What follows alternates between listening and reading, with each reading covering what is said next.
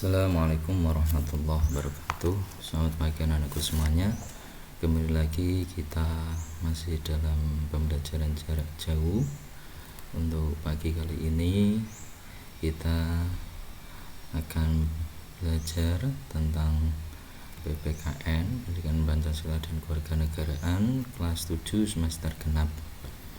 Tapi sebelum kita masuk dalam materi, marilah kita berdoa. Semoga kita semuanya diberikan kelancaran dan kemudahan dari Allah Subhanahu wa taala. Al-Hadiniyah Al-Fatihah.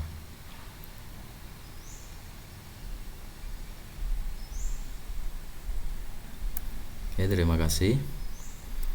Anak-anakku semuanya, kita masih dalam bab 2, yaitu kerjasama dalam berbagai bidang kehidupan.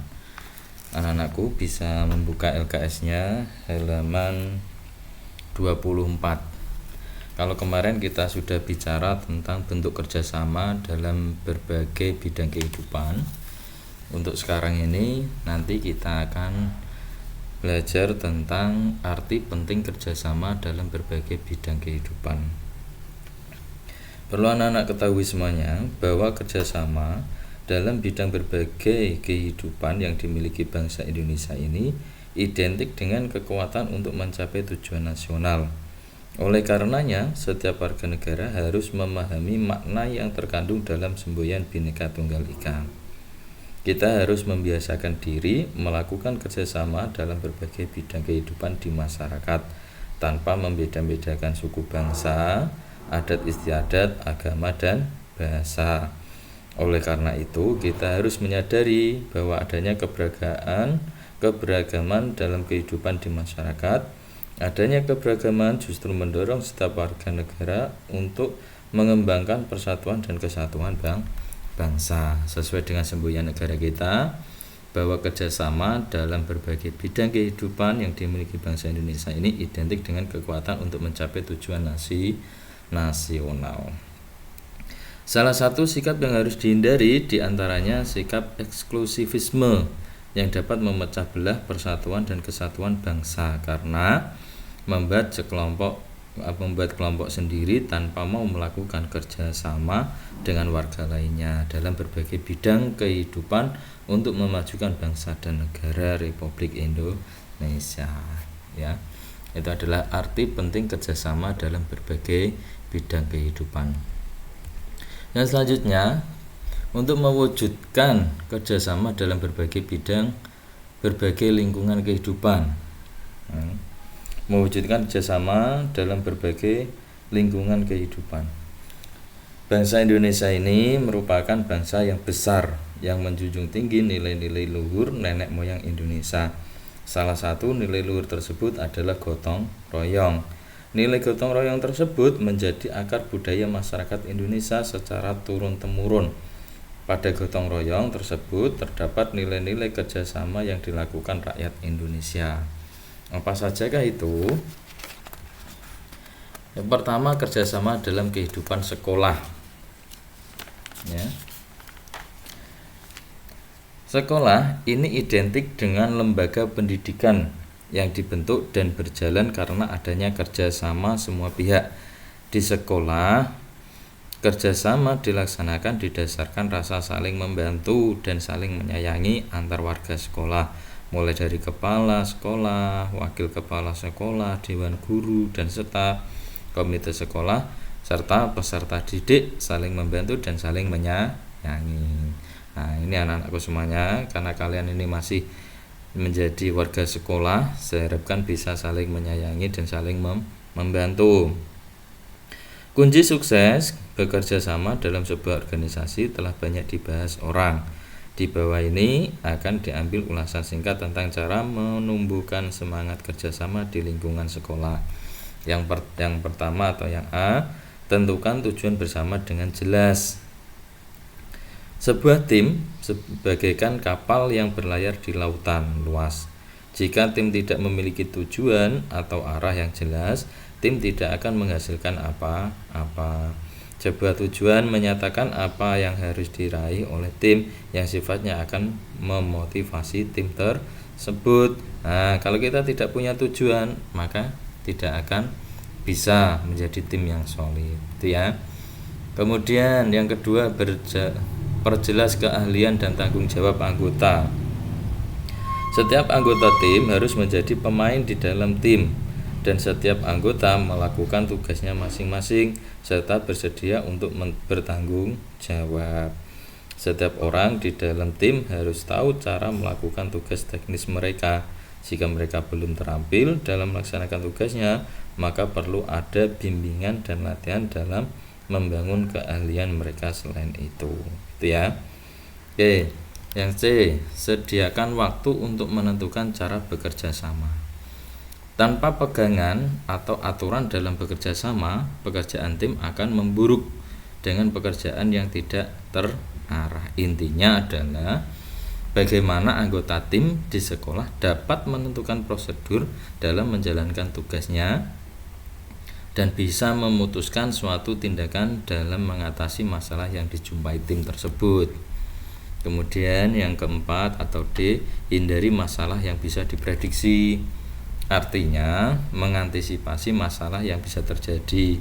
Contoh masalah yang dapat diprediksi atau dihindari pada tim kerjasama di sekolah, misalnya rapat guru yang tidak disiplin, ketidakdisiplinan siswa yang dibiarkan berlarut-larut, keterlambatan guru masuk kelas, dan lain-lain. Itu adalah contoh masalah yang harus dihindari. Kemudian yang E, gunakan konstitusi atau aturan tim yang telah disepakati bersama.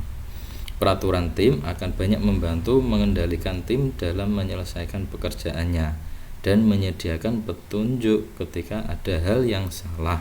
Contoh, menggunakan konstitusi, tim konsensus tim dalam mengerjakan satu pekerjaan. Nah, contohnya tadi apa? Menggunakan konstitusi tim, misalnya ketika sekolah sedang membina atau mempersiapkan tim siswa mengikuti lomba olimpiade. Kemudian yang F, ajarkan rekan baru satu tim. Supaya anggota baru mengetahui bagaimana tim beroperasi dan bagaimana perilaku antar anggota tim berinteraksi, adapun dibutuhkan anggota tim adalah gambaran jelas tentang cara kerja, norma dan nilai-nilai tim. Oke. Yang G, selalu bekerja selama. Caranya dengan membuka pintu gagasan orang lain. Tim bertanggung jawab untuk menciptakan lingkungan yang menyambut gagasan orang lain, baik berupa pengetahuan, interpretasi, dan bahkan pandangan yang berani dan gila. Misalnya, sekolah sedang menghadapi masalah keamanan dan ketertiban, sebaiknya dibicarakan secara bersama-sama sehingga kerjasama tim dapat berfungsi dengan baik. Oke, yang selanjutnya yang H, mewujudkan gagasan menjadi kenyataan. Caranya dengan menggali atau memacu kreativitas tim dan mewujudkan menjadi suatu kenyataan. Di sekolah banyak sekali gagasan yang kreatif, karena itu usahakan untuk diwujudkan agar tim bersemangat meraih tujuan. Yang selanjutnya yaitu aturlah perbedaan secara aktif.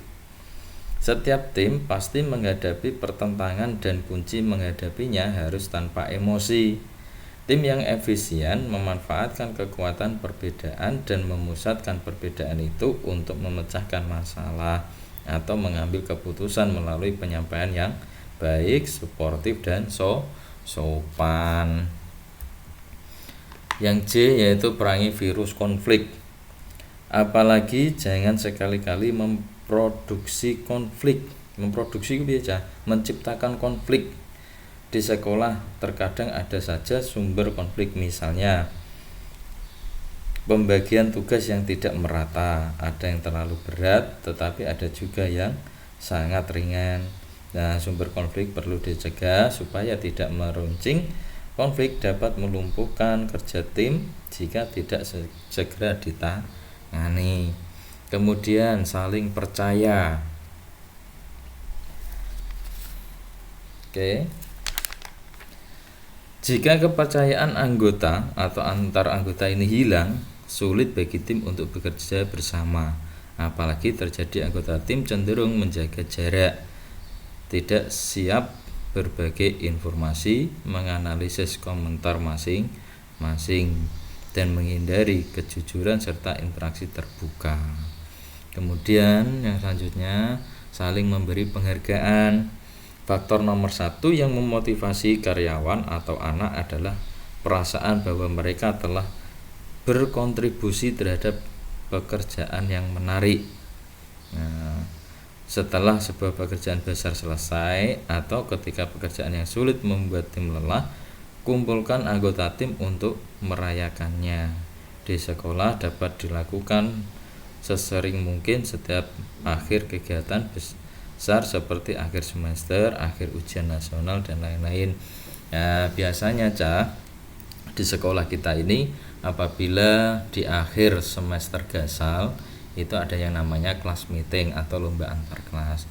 Tapi pada saat pandemi seperti ini kegiatan tersebut tidak dapat dilaksanakan. Mungkin lain waktu kalau sudah pandemi ini hilang, insya Allah kita akan tetap laksanakan.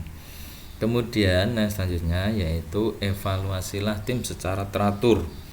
Tim yang efektif akan menyediakan waktu untuk melihat proses dan hasil kerja tim. Setiap anggota diminta untuk berpendapat tentang kinerja tim. Evaluasi kembali tujuan tim dan konstitusi tim.